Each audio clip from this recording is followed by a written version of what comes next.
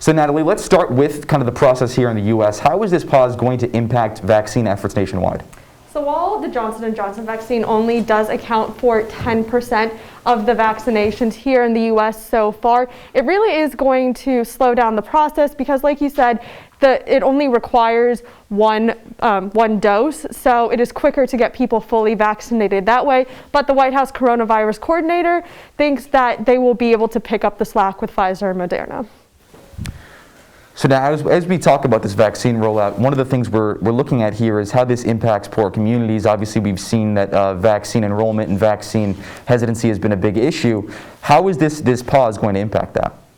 So it's going to impact this because, like I said, it's only one dose, and it only takes,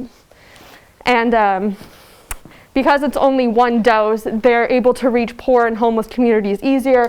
Poor communities might not have proximity to large vaccination centers, and if people are homeless and switching addresses every few weeks, it's easier to get them that one dose and they're fully vaccinated that way. So this will be greatly felt in that community.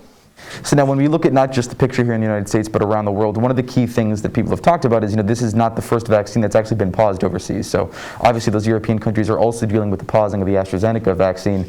How is this Johnson & Johnson pause going to affect distribution overseas?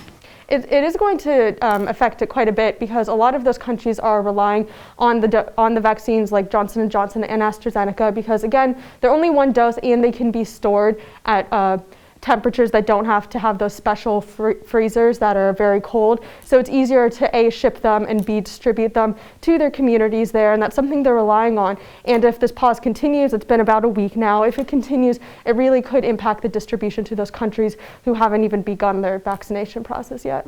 So one of the things that's sort of a luxury if you live in the United States or potentially if you live in Europe is that we have multiple vaccines available. So if one becomes paused, people still have access to Pfizer and Moderna. One of the issues we're seeing, to drill down specifically on one of the countries affected here, is South Africa. So the only available vaccine right now in South Africa is the Johnson & Johnson vaccine. How does that lack of availability affect decision making here? So already in South Africa, 40% of its residents have said that they do not plan on getting any type of vaccine because of this pause. Also, but the health commissioner is eager to get that vaccine going again. They said they're going to wait a few more days, but they are eager to get the vaccination rollout starting. But again, they only have that vaccine, and that's seen to be the most effective against their variant, which is a very strong variant. So unless they do produce their own and can prove that it's not going to have, not going to cause these blood clots or side effects, it's likely that the vaccine hesitancy will continue to increase in that country, majorly slowing down their vaccination process. Absolutely. When we look at this vaccine, it's one of the things that it's going to be a massive, massive issue. And there's been an announcement. It appears that Dr. Fauci is going to be saying that there's going to be some sort of reconsideration on the Johnson & Johnson vaccine later on this week. So we'll be monitoring that as we see it.